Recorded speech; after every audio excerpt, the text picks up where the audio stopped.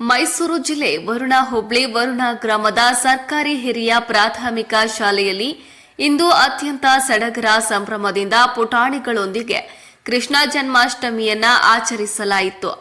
ಇಲ್ಲಿ ಪುಟಾಣಿಗಳು ಶ್ರೀಕೃಷ್ಣ ಹಾಗೂ ರಾಧಾ ವೇಷಧಾರಿಗಳಾಗಿ ಎಲ್ಲರ ಗಮನ ಸೆಳೆದ್ರು.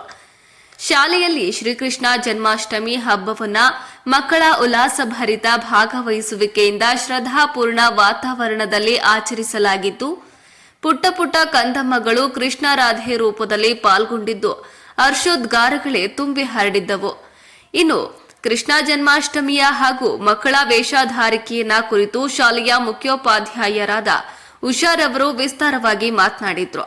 ಇನ್ನು ಕಾರ್ಯಕ್ರಮದಲ್ಲಿ ಶಾಲೆಯ ಮುಖ್ಯೋಪಾಧ್ಯಾಯರು ಸೇರಿದಂತೆ ಶಿಕ್ಷಕರು, ಪೋಷಕರು, ಪುಟಾಣಿ ಮುದ್ದು ಮಕ್ಕಳು ಪಾಲ್ಗೊಂಡಿದ್ರು.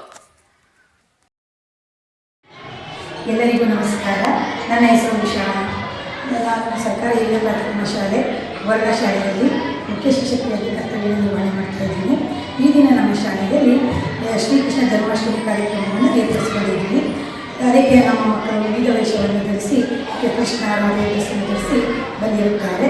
ಈ ದಿನದ ವಿಶೇಷ ಏನೆಂದರೆ, ಕೃಷ್ಣ ಅಂದ ತಕ್ಷಣವೇ ನಮಗೆ ನೆನಪಾಗೋದು ಮುದ್ದು ಮುಖ, ಶ್ರೀಕೃಷ್ಣನ ಮುದ್ದು ಮುಖ, ಲವ್ಲಿ ಅಂತ ಹೇಳ್ತೀವಲ್ಲ ಆ ರೀತಿ.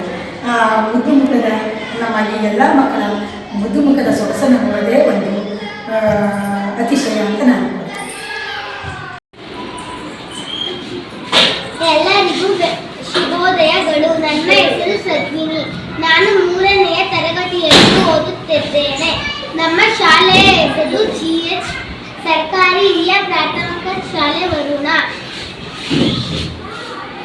ಇಂದು ನಮ್ಮ ಶಾಲೆಯಲ್ಲಿ ಕೃಷ್ಣ ಜನ್ಮಾಷ್ಟಮಿ ಎಂದು ಆಚರಿಸುತ್ತಿದ್ದೇವೆ.